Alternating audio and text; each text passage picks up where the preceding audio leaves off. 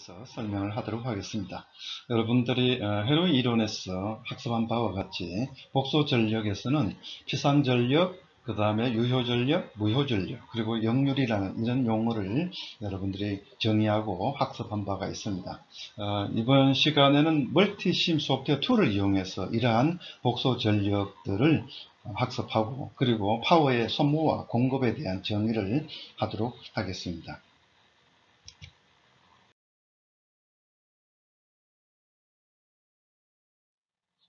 자, 먼저 파워의 흡수, 소모라고 하는 거와 그 다음에 파워의 공급이라는 것을 설명을 하도록 하겠습니다.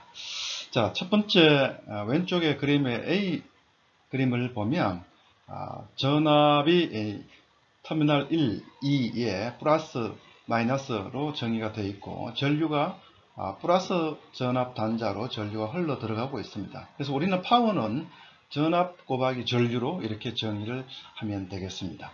두 번째 B의 경우에는 플러스 단자 쪽으로 전류가 흘러 나오고 있죠. 그래서 A 그림하고는 반대 방향이 되어 있습니다. 이때는 파워는 앞에 마이너스를 붙여서 전압은 플러스인데 전류의 방향이 플러스 단자의 전압으로 들어가지 않기 때문에 마이너스를 붙여서 마이너스 VI라고 파워를 계산하면 되겠어요. 자, C번 경우에는 전압은 2번 단자가 플러스로 되어 있고 1번 단자의 마이너스로 표기되어 있습니다. 전류가 어디로 들어가는가 봤더니 전압의 마이너스 단자로 들어가고 있어요. 그래서 마이너스 VI라고 곱으로 전력을 계산하면 되겠습니다. D번 경우에는 전류가 플러스 단자로 전압의 플러스 단자로 흘러 들어가서 1번 단자로 나간 그림이 되겠습니다. 그때 파워는 마찬가지로 전압에다가 전류를 곱해서 나타내면 되겠습니다. 자, 그러면 우리는 전원 소수에 있어서 아니면 어떤 회로의 RLC 소자에 대해서의 파워를 소모하느냐 흡수하느냐의 정의는 어떻게 할 것인가를 여기에 파워가 0보다 작다 라고 하면 우리는 공급한다 라고 정의를 하면 되겠습니다. 그래서 파워가 계산했는데 파워가 여기서 나와 있는 파워를 계산했는데 파워가 0보다 크다 라고 하면 바로 그 전류원이나 전압원이나 또는 그 소자가 파워를 소모한다 이렇게 이해를 하면 되겠습니다. 자, 간단한 예를 한번 보도록 하겠습니다. 5V 전압원과 2A 전류원이 있는 두 개가 회로로 구성이 되어 있습니다. 그러면 첫 번째 전압 소스에 대해서는 어떻게 되는가? 전압 소스는 플러스 5V의 전류 2A가 2A의 전류가 플러스 단자 쪽으로 흘러 들어오고 있죠. 그래서 이것은 바로 왼편에 있는 그림 A의 경우와 똑같이 되겠습니다. 그래서 파워는 VI 해서 5 곱하기 2 해서 10W, 즉 0보다 크죠. 그러면 이 저는 5V 전압원은 바로 파워를 소모한다 라고 이해를 하면 되겠습니다. 두 번째 커런트 소스는 어떻게 되느냐? 커런트 소스는 단자 AB 플러스 마이너스 5V가 바로 여기 5V 선생님 그림을 나왔습니다. 5V가 전류가 어디로 흘러 들어가는가 보더니 마이너스 5V 단자 극성 쪽으로 전류가 흘러 들어가고 있어요.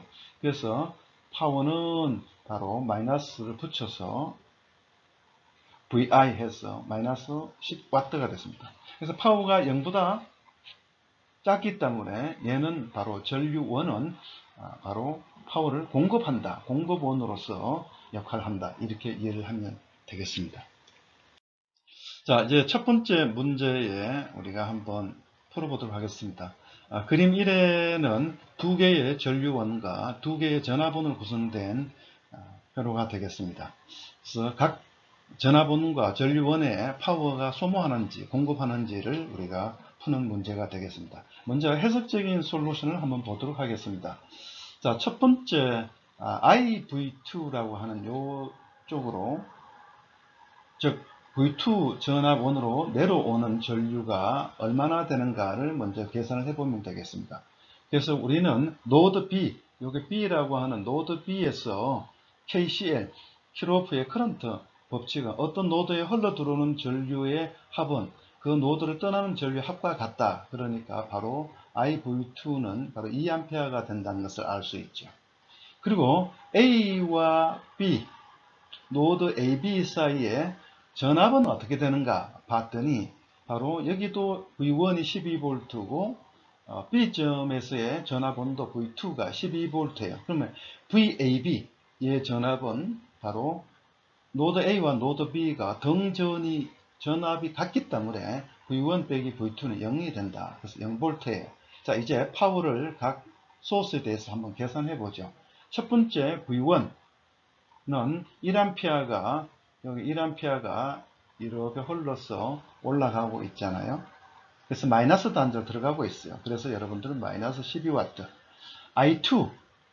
I2는 바로 전류는 1A인데 I2가 전류원이 존재하는 A와 B 사이의 전압 차이는 0V예요. 그래서 VAB는 바로 0V이기 때문에 1A 전류원에 대한 파워는 0이 되겠습니다.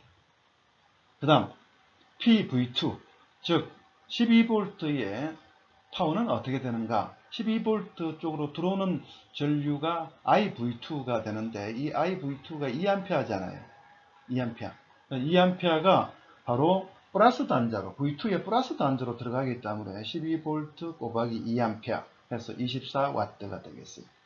그 다음에 PI1 자 전류 I1에 대한 파워는 어떻게 되는가 봤더니 전류 I1은 전류는 1A예요. 근데 I1 소스가 양단에 걸리는 전압이 바로 V2 전압이 되는데 여기가 마이너스고 여기가 플러스예요. 그럼 전류가 마이너스 전압 극성의 마이너스 단자로 들어가기 때문에 여러분 여기에 마이너스 12V라고 적어놨습니다. 그래서 1A 곱하기 마이너스 12에 마이너스 12가 되겠죠. 그래서 이 결과를 우리가 선생님이 표로 만들어 놨습니다. V1, V2, I1, I2에 대한 파워를 각각 계산해서 위에 나와 있는 이 계산 결과를 여기에다가 적어 놨죠.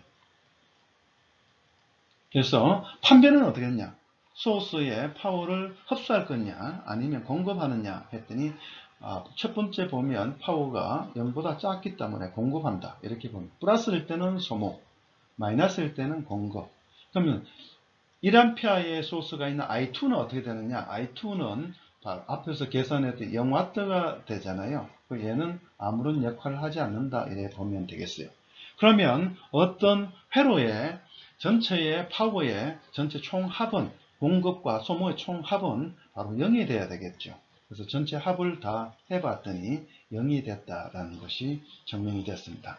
자, 이제 그러면 멀티심 소프트웨어를 이용해서 여러분들이 프루브로 전화번이나 전류 단자에다가 와트미터를 프루브를 이렇게 연결하게 되면 바로 파워를 우리가 계산해서 제시해 주고 있죠. 마이너스 12, 여기는 0, 그 다음에 12V의 V2는 24W고 1A의 파워는 마이너스 12W. 이 전체를 다 합치면 바로 여기 표기했던 방식의 표와 같이 정리가 되겠습니다. 그래서 이론적으로 계산한 거랑 와트미터로서 멀티시음의 프루브에 의해서 측정된 파워랑 동일하다는 것을 알 수가 있습니다.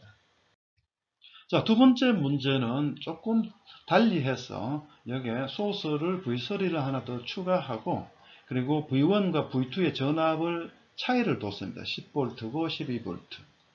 그래서 동일한 방법으로 먼저 해석적인 솔루션은 여러분들이 앞에서 했던 방식대로 그대로 하면 되겠습니다. 이때 노드 A와 노드 B 사이의 전압을 우리는 VAB라고 하면 바로 A점의 전압이 12V고 B점의 전압이 10V예요. 그럼 두 차이는 바로 2V가 되겠죠. 그래서 이제 바로 전류 I2, PI2는 전류는 1A라고 이렇게 되어 있죠. A와 B 사이의 전압이 VAB가 2V예요. 플러스 2V.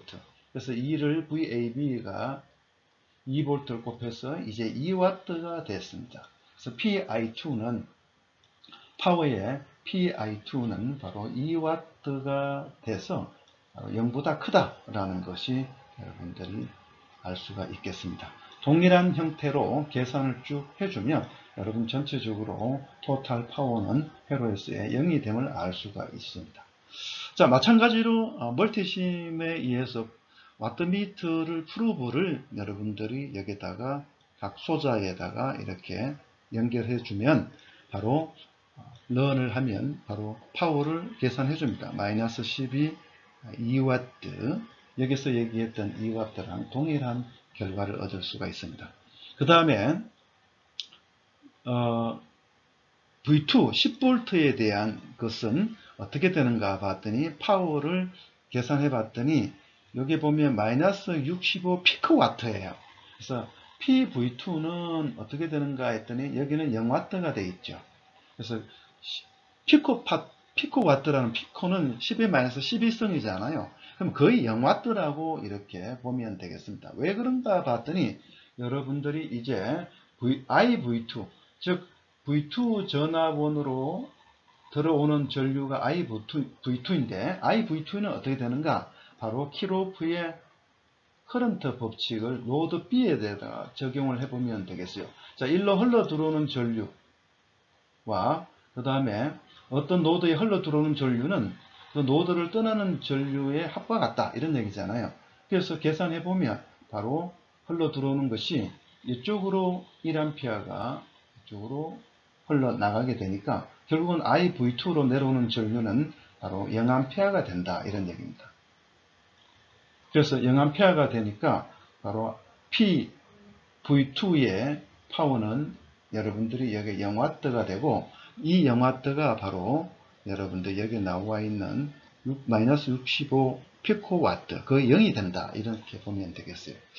마찬가지로 V3도 여러분이 계산을 동일하게 하면 이 결과가 바로 여기 나와 있는 이 결과로 동일함을 알 수가 있습니다. 자, 이제 두 번째 파워 트라이앵글, 전력 삼각형에 대해서 설명을 하도록 하겠습니다.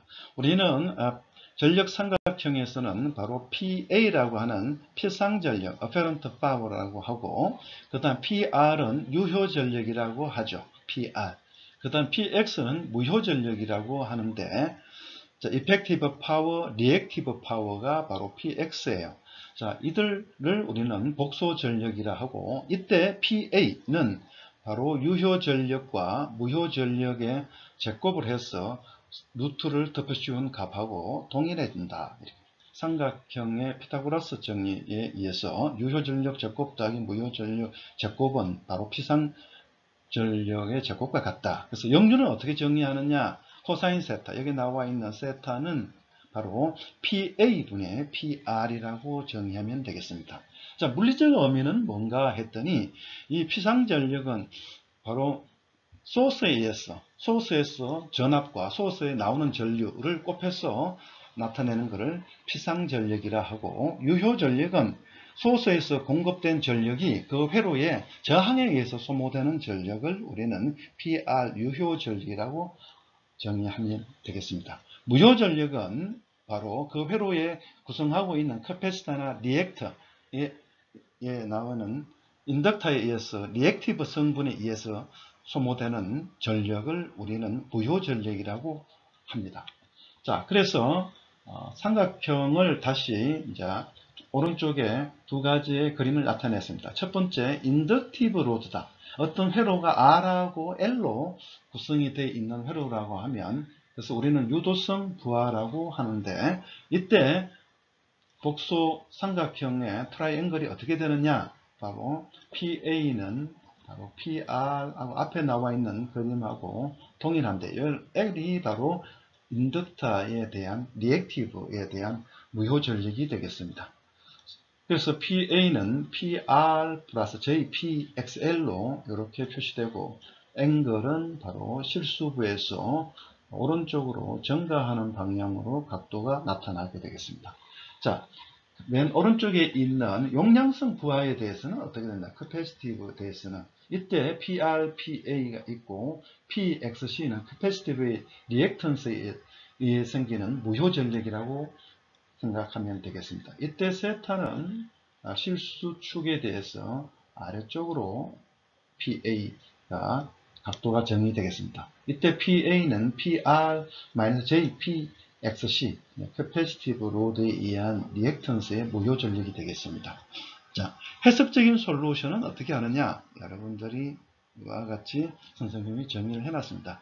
피상전력 PA는 바로 전압과 전류의 크기, 유효 전력의 유효 전압과 유효 전류의 크기에 의해서 생기고, 또는 I제곱 복소 임피던스의 크기 또는 V제곱을 임피던스의 크기로 나눠주면 얻을 수 있겠습니다.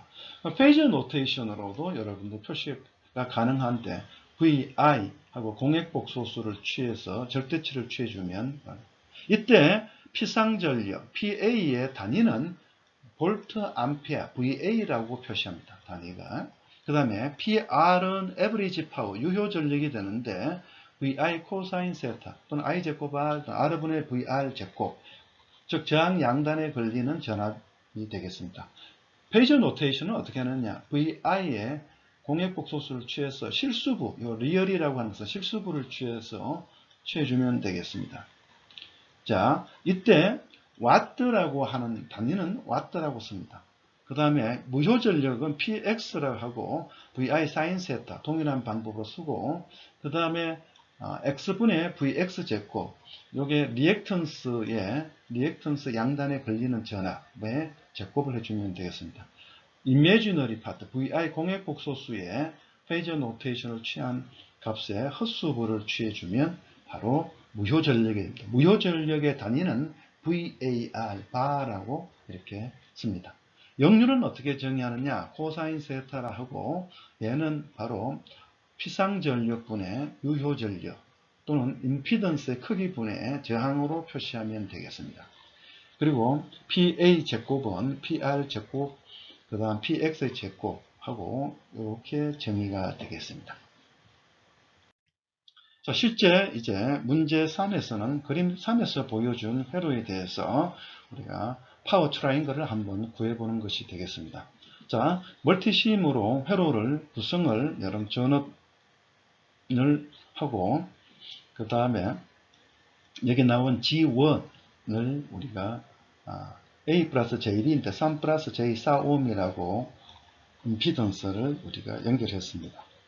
그리고 와트미터를 연결할 때 와트미터의 플러스 단자는 바로 여기에 전압의 플러스 단자, 소스의 플러스 단자로 연결하면 돼요. 마이너스는 내려와서 그라운드로 연결해주고, 전류는 어떻게 되느냐, 전류는 플러스 전압 1에서 나오는 그를 직렬로 연결해야 되겠죠. 회로에 전류계를 연결할 때는 회로에 여러분들이 직렬로 연결해야 되잖아요. 그래서 그것을 이렇게 직렬 연결하는 형태로 취해놨습니다. 내려와서 들어가는 형태로 이렇게 연결하면 되겠습니다. 이제 시뮬레이션을 런을 하게 되면 여러분들이 와트미터를 얘를 클릭을 하게 되면 바로 이와 같은 결과를 디스플레이 해주게 됩니다. 그래서 와트미터의 유효 전력 PR, 여기에 나와 있는 저항에 소모되는 전력은 어떤가 봤더니 여기는 1.195kW가 나왔습니다. 파워 팩터는 0.59876이라고 나와 있죠. 그래서 자, 이것을 실제로 여러분들이 여기에 전압과 전류의 프로브 단자로 측정을 해보면 VRMS는 100V가 나오고, 그 다음 IRMS는 20A가 나옵니다. 그래서 우리는 체크를 해봐야 되겠죠. 실제로 이론적인 방법으로 체크가 되는지. 그래서 PA는 Apparent Power는, 즉 소스에서 공급되는 파워는 바로 소스에서 공급되는 전압의 RMS 값하고 전류의 RMS를 곱하면 2000 VA, 즉 볼트 암페어가 되겠습니다. 피상전력. 그 다음 PR 유효 전력은 바로 회로에 흐르는 RMS 전류 곱하기 저항하면 1200W가 되고, 무효 전력 PX는 여기에 나와 있는 리액턴스 파트에 소모되는 전력은 어떻게 되느냐 했더니 바로 1600이 되겠습니다. 그래서 파워 팩터는 피상전력분의 유효 전력 하면 0.6이 되겠죠. 이론적으로 나온 결과와 여기에 시뮬레이션, 멀티심에서 제공해놓은 결과하고 여러분들이 파워 팩터가 서로 거의 일치함을 알 수가 있습니다. 그리고 유효 전력 PR도 거의 2000W가 된다는 것을 알 수가 있습니다. 이때 A 플러스 JB의 임피던스 G1은 여러분들이 클릭을 해서 입력을 리얼 파트 3, 허수 파트는 4, 그리고 주파수는 1kHz가 되니까 여러분들이 여기 1kHz를 넣어주면 되겠습니다. 자, 문제 네 번째를 한번 살펴보도록 하겠습니다. 그림 4에 대해서 이제 RLC 직렬 소자에 대한 바로 복소 전력을 계산하는 문제가 되겠습니다. 동일하게 회로를 구성하고 여러분들이 시뮬레이션을 하게 되면 바로 여기 RMS 파워가 707mV고 IRMS는 0.706mA가 되겠습니다. 그래서 VRMS, IRMS, 파워, 피상전력, 소스에서 공급되는 전력은 바로 마이크로볼트 암페어로 이렇게 값이 나오고, 그 다음에 저항에 소모되는 전력은 이렇게 1495.308 마이크로와트가 되겠습니다. 그럼 파워 팩터는 바로 PA분의 PR을 나누면 바로 파워 팩터가 이렇게 계산이 되겠습니다. 실제로 우리가 한번 여기에 나와 RMS 값하고 그 다음에 전류의 RMS 값으로부터 PA는 계산을 해볼 수가 있겠죠. VI 하면 이렇게 값이 나오게 됐고, 그 다음 PR은 RMS 제곱 곱하기 저항 하면 이 값이 되겠습니다. 그럼 역률은 마찬가지로 PA분의 PR 하면 0.3이 거의 됨을 알 수가 있습니다. 계산된 결과에 와트미터에 계산된 결과는 자, 유효 전력과 파워 팩터가 여기 나와 있죠. 그래서 유효 전력은 여러분들이 여기 나와 있는 이 값하고 거의 일치함을 알 수가 있습니다.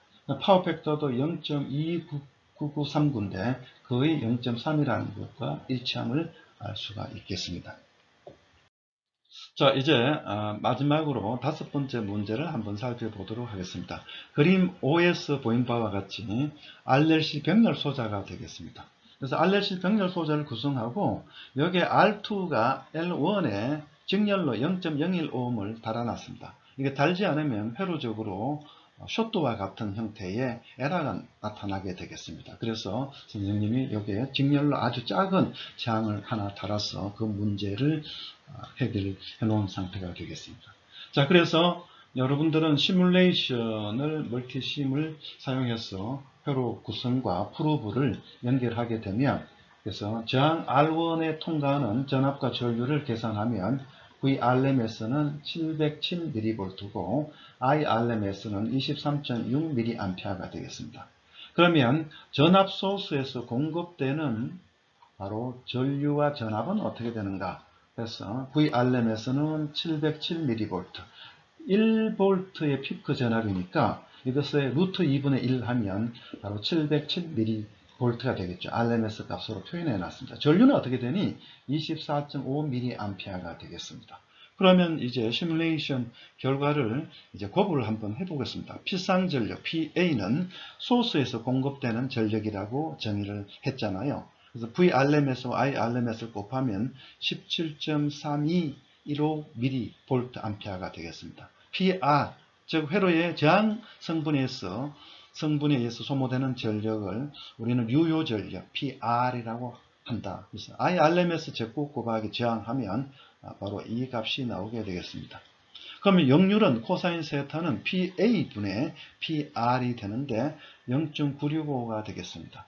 이렇게 계산된 결과하고 와트미터에 얘를 클릭을 하게 되면 바로 여러분들에게 회로에 소모되는 저항에 소모되는 유효 전력을 나타내주고 그 다음에 역률을 여기에 제시를 해주고 있습니다. 그래서 이 값들이 거의 일치함을 알 수가 있습니다. 자, 그런데 여기서 선생님이 마크를 하나 표시했는데 R2가 여기에 직렬로 연결되어 있는데, 그럼 회로에 소모되는 전력을 계산할 때, 유효 전력 계산할 때 모든 저항 성분들을 다 해야 되잖아요. 그런데 선생님이 여기에 R2는 매우 작기 때문에 무시한다고 가정을 했습니다. 임피던스 G1, 즉 R2와 L1에 직렬로 연결되어 있는 임피던스 G1은 이렇게 표시할 수 있겠죠. R2 플러스 J 오메가 L1 이렇게. 오메가 L1은 각 주파수인데 주파수가 1kHz고 2πf L 하면 62.8ohm이 되겠습니다. 이것은 R2의 0.015ohm보다 매우 크기 때문에 무시해서 RLC 병렬 소자에 소모되는 저항에 대한 소모 전력은 단순히 R1만 고려해서 여기서 계산을 했습니다. 자, 이상에서 여러분들은 전압원과 전류원이 존재할 때 파워의 소모 계산을 공급원이냐 아니면 파워의 소모하는 원이냐에 결정하는 방법을 앞에서 설명을 했고, 두 번째 복소 전력에 대해서 피상전력, 유효전력, 무효전력, 그 다음 역률에 대한 계산하는 방법을 이론적인 것과 그리고 멀티심을 사용해서 측정된 결과를 계산된 결과를 서로 비교하는 그런 방법들을 소개를 하였습니다. 네, 이상으로 마치겠습니다. 감사합니다.